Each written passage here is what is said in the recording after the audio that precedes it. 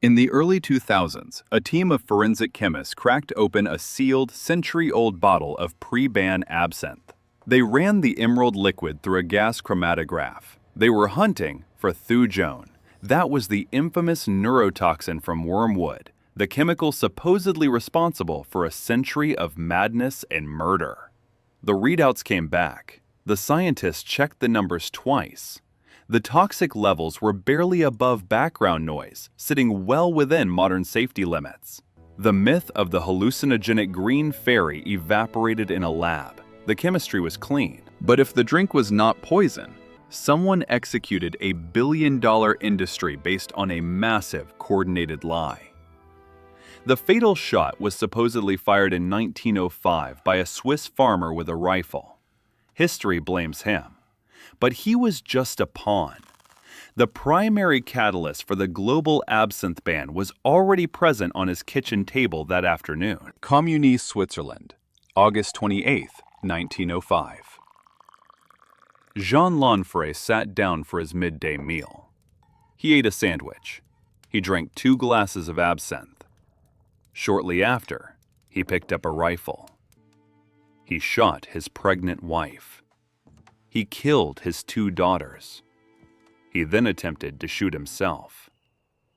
Headlines across Europe screamed about the Absinthe Murders.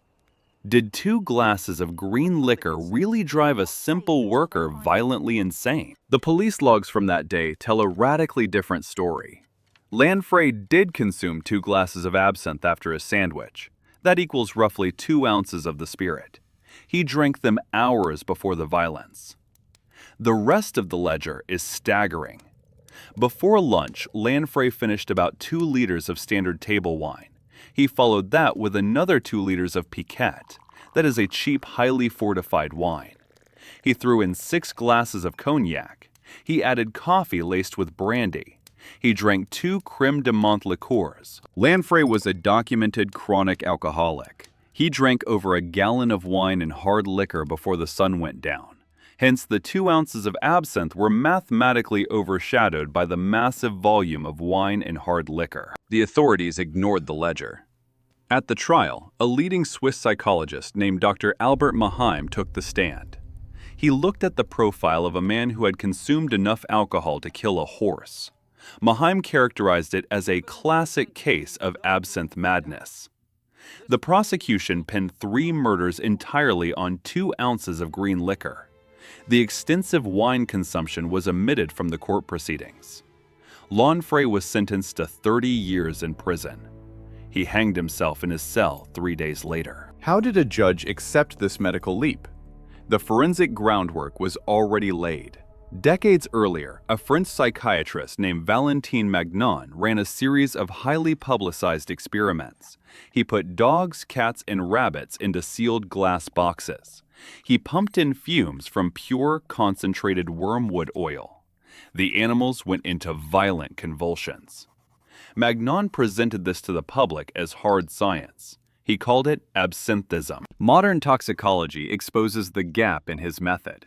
Magnan equated inhaling pure essential oil with drinking a diluted botanical spirit. Extrapolating those animal seizures to a human drinking absinthe is a mathematical fiction. To get a convulsive dose of thujone from a standard glass of the green liquor, a person would have to drink hundreds of liters. They would die of acute alcohol poisoning from the 70% ABV long before the thujone could bind to the receptors. Early absinthe drinkers were consuming cheap, poorly distilled alcohol tainted with copper sulfate or antimony. None of the chemistry mattered in 1905. The Lanfrey case provided the perfect spark. As we will see, a petition soon circulated through Switzerland, gathering 82,000 signatures. It stands as one of the first massive cancel culture campaigns in modern history. The Canton of Vaud soon banned absinthe. In 1908, a constitutional referendum outlawed the drink across the entire country by a vote of 241,078 to 139,699. The ban took full effect in 1910. The United States soon followed. The narrative was sealed. The drink made you crazy. The drink made you kill. But look back at the police report from the Lanfrey kitchen. Look at the 4 liters of wine. Nobody blamed the wine. The wine was just harmless background noise. The wine was safe, and that framing was not an accident. The French wine industry, however, needed a villain, a scapegoat to reclaim a lost empire. Because long before Jean Lanfrey picked up his rifle in Switzerland, the French wine monopoly had been completely shattered by a single, microscopic insect. Phylloxera vastatrix, an aphid hitchhiking on vine cuttings imported from North America. Absinthe became the national fuel of France for one brutal economic reason. This shift was driven by an infestation that devastated the national economy. The aphid arrived in the early 1860s. It went straight underground. It clamped onto the roots of the vines, sucked out the sap, and left behind rotting lesions. The damage spread invisibly for years before exploding across the landscape. Within a few decades, roughly 2/3 of the vineyards across continental Europe were dead. In certain French departments, the grape harvest dropped by 80%. How could the vineyards survive when the sap was sucked out and whole hillsides turned black and withered? Panic set in. Farmers burned entire generations of agricultural wealth, filling the valleys with thick smoke in a desperate attempt to stop the spread. The government offered massive cash bounties for a cure. Nothing worked. Wine had always been the lifeblood of the French working class. It was classified strictly as a basic food group. Consequently, a functioning society suddenly lost its daily caloric necessity, and the taps ran dry. Prices skyrocketed overnight. A standard bottle of everyday table wine became an impossible luxury for the masses. The average factory worker in Paris or Lyon could no longer afford their daily ration. This tore an immediate gaping void in the market. A nation historically conditioned to drink constantly faced a sudden alcohol vacuum. Millions of laborers were finishing agonizing 12-hour shifts in steel mills and textile factories. They demanded a release.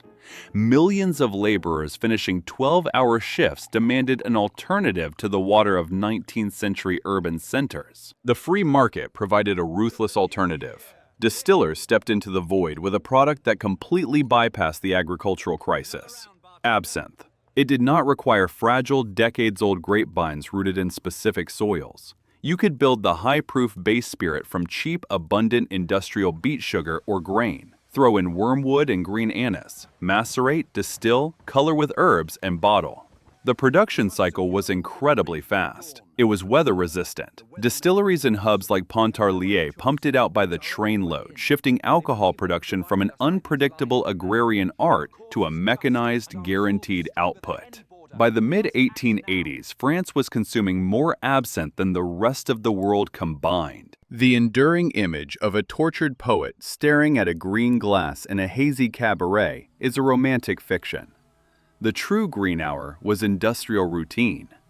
By the turn of the century, absinthe was the undisputed drink of the proletariat. Walk into any working-class bistro at 5 o'clock. You would immediately hear the clinking of heavy glassware and smell the sharp punch of anise hitting cold water. Soldiers, clerks, and factory hands lined the zinc counters elbow to elbow. A standard serving of absinthe in a Parisian café cost roughly 1/3 of the price of a normal bottle of wine. It offered something traditional wine never could: time compression. A laborer with empty pockets and 30 minutes to spare did not have the luxury of a long dinner. Absinthe hovered around 60 to 70% alcohol by volume. Pour a few centimeters into a heavy glass, drip water over a sugar cube, knock it back. You achieved a profound, numbing intoxication in 10 minutes flat. It was the highest possible alcoholic return on investment. The high alcohol content provided a rapid physical numbness after a long shift. The scale of the habit reached staggering numbers. Annual consumption pushed toward 36 million liters. Absinthe distillers expanded their reach into sprawling corporate empires. They flooded the country with cheap, high-octane liquor.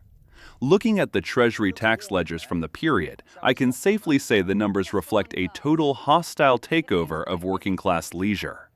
Absinthe poured into every corner of the Republic, cheaper than safe drinking water, dominating the national economy. This dominance terrified the old guard. The Phylloxera epidemic had forced the previously fragmented winemakers to unionize. Thousands of small growers merged into massive regional syndicates to share resources and lobby the government for bailout funds. They built a formidable political machine. As the vineyards gradually recovered from the blight, the growers focused this political leverage against the distillers. The government and regional elites had poured absolute fortunes into saving the vineyards. They eventually mobilized a full-scale replanting campaign, grafting ancient French vines onto resistant American rootstocks. The fields finally began to yield healthy fruit again. The cellars slowly filled up with fresh vintage. But when the winemakers looked around to sell their expensive, newly resurrected product, they faced a chilling reality. Their customers vanished. The working class now belonged to the Green Fairy. The vineyards were overflowing with wine that desperately needed to be a mass-market staple again to justify the immense cost of the recovery. Reclaiming that market through fair pricing and quality was mathematically impossible. The distillers held all the cards and all the profit margins. To get their empire back, the newly mobilized wine syndicates would have to orchestrate a corporate war of annihilation. The mobilized wine syndicates orchestrated a corporate war to frame their economic rival as poison. These winemakers possessed something far more potent than fertile soil: leverage. Decades of internal conflict and agricultural crises had forged them into a monolithic political machine. The French state already viewed these regional syndicates as a vital strategic asset, a cornerstone of the national identity. Politicians had granted the growers the Statut de la Viticulture. This sweeping legislation allowed the wine syndicates to practically dictate their own market reality. The laws strictly prohibited high-yield grape varieties. They capped irrigation limits to artificially suppress supply. They mandated the immediate distillation of any excess stock. The state even outlawed the planting of new vines. The government had built an impenetrable legal fortress around the vineyards. The winemakers were so politically integrated that they actively sat on the very state committees drafting the national alcohol regulations. The committees established the strict legal criteria for a traditional safe beverage. The legal walls held firm, and the grapes grew back. But the fortress was empty. The working class had abandoned the cellars for the distilleries. Regulating the vineyards meant absolutely nothing if the consumers refused to drink the wine. Absinthe was simply too cheap and too popular. The syndicates needed a different weapon. And that weapon was the already mentioned pseudoscientific experiments of Dr. Magnan. The math was entirely irrelevant. Did the math matter when newspapers took the terrifying laboratory sketches and ran with them? It went far beyond conventional alcoholism. Ordinary drunkenness was a known, accepted part of the social fabric. Absinthism was packaged as an exotic, aggressive psychosis. Magnan and his disciples outlined a trajectory of mental decay characterized by sudden visual hallucinations, bursts of homicidal rage, and permanent madness. The medical literature of the early 20th century began treating this condition as a genuine, distinct pathology. The diagnosis provided an incredibly convenient blindfold for the establishment. Doctors ignored the crushing poverty of the Parisian slums. They overlooked the 14-hour factory shifts and the chronic malnutrition ravaging the working class. They completely ignored the runaway daily consumption of cheap, poorly distilled industrial spirits. Thus, doctors overlooked chronic malnutrition and pinned every social failure on the bitter green drink. The regional wine syndicates recognized a tactical masterpiece. They instantly weaponized the medical theories. A coordinated information campaign swept across the country with military precision. Posters smothered the walls of every major city. They functioned purely on primal fear. The campaign utilized visual propaganda to sharply polarize consumer perception of the two competing beverages. On one side stood the vineyards. The broadsheets proclaimed wine as the healthy national drink. They painted it as the lifeblood of the Republic. It was depicted as a wholesome, nourishing beverage for the honest laborer and his family. On the opposite side lurked the green poison. Posters featured haggard, hollow-eyed men in filthy rags staring in terror at skeletal green apparitions rising from their glasses. Illustrations showcased overflowing asylum wards packed with raving, violent lunatics tearing at their restraints. The visual messaging required no literacy to understand. The messaging explicitly linked wine consumption to national stability, while associating absinthe with domestic ruin. Following the paper trail of these public health campaigns, I find the lobbying footprint hidden in plain sight. Rumors persisted for decades that the regional wine syndicates heavily subsidized this relentless moral crusade. The anti-absinthe leagues never seemed to lack funding for their massive print runs. Certain medical experts who vocally denounced the Green Fairy maintained very comfortable informal relationships with prominent vineyard owners. Politicians demanding immediate bans in the legislative chambers often held extensive personal portfolios in the wine regions. They framed their legislative actions as a desperate intervention to save the physical health of the citizenry. The entire movement was market protectionism dressed in a crisp white lab coat. They just needed a human face for the monster. A monster they could put on the front page. In 1905, Jean Lanfrey handed the syndicates their ultimate weapon. Returning to that kitchen table in Comuni, the audacity of the narrative finally makes sense. The inventory of that morning is the key to the entire century-long lie. Before picking up his rifle, Lanfrey drank over 4 liters of wine, followed by 6 glasses of cognac, coffee laced with brandy, and 2 solitary glasses of absinthe. When Dr. Albert Maham examined Lanfrey in his cell, he scrubbed the ocean of wine from the official medical narrative. He diagnosed the murderer with acute absinthism. He had to make that specific choice. The entire legislative strategy of the French and Swiss wine lobbies relied on permanently separating clean wine alcoholism from dirty absinthe madness. Who else could play the villain in this strategy? If a local farmer could slaughter his pregnant wife and children after drinking 4 liters of the healthy national drink, the moral high ground would evaporate instantly. The syndicates were actively lobbying the government for state subsidies and protection against artificial beverages. They could not afford their own product to be implicated in the most infamous massacre of the decade. The wine had to stay out of sight. Lanfrey was legally processed as someone uniquely ruined by absinthe. The 4 liters of wine became a silent partner in the crime, permanently scrubbed from the court transcripts and the newspaper headlines. The tragedy functioned as the perfect media battering ram. The lobby drove the horrific story into every major publication across Europe. They used the blood on Lanfrey's floor to legitimize the sheer bulk of the 82,000 signature petition in Switzerland. They leveraged the public terror to force the hand of the French Parliament. With the medical diagnosis established and the press generating public panic, the wine syndicates were perfectly positioned to exploit the tragedy and finalize their legislative campaign. This bloodbath provided the final ignition switch for the temperance leagues and wine syndicates. The local media systematically engineered a moral panorama of national decline. The mayor of Comuni stepped up to the public podium and pinned the blame directly on absinthe. He declared the liquor the principal cause of a whole series of bloody crimes. La Gazette de Lausanne pushed the rhetoric even further. The editors branded the spirit the main driver of the bloodthirsty crime of the century. The dominoes started falling. The canton of Vaud slammed the legislative door in May 1906. Geneva followed right behind them, riding the wave of manufactured public terror. By October 1910, the Swiss federal government took a step almost unprecedented in modern legal history. They enacted the results of the national referendum and wrote the ban directly into the country's constitution.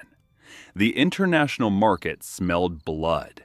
The Congo Free State had technically moved first with early colonial restrictions. Belgium outlawed the drink entirely in 1905. The Netherlands prohibited the spirit in 1910, followed by the United States in 1912.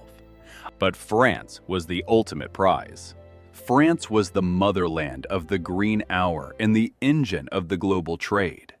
The domestic wine associations, the conservative press, and the temperance leagues formed a massive unified front. They flooded the public square with the dangerously flawed science of Dr. Valentin Magnan. The doctor was still forcing laboratory animals to ingest pure, undiluted wormwood oil. He dutifully recorded their violent seizures. He then presented this brutal, concentrated toxicity as the standard human experience of drinking a heavily diluted commercial cocktail. It was a complete chemical fiction. The unified front of temperance leagues simply printed this chemical fiction of crippling hallucinations as their foundational text. Yet the French Parliament hesitated. Outright prohibition of a massively popular domestic product remained a drastic political maneuver. Despite the noise and the terrifying posters of skeletal apparitions, the hard math simply did not support the panic. Absinthe never accounted for more than 3% of all alcohol consumed in the French Republic. This minimal market share meant the lobby's push for prohibition temporarily stalled in Parliament. Petitions and street posters can shake a billion-dollar industry. They can terrify shareholders and dent the profit margins.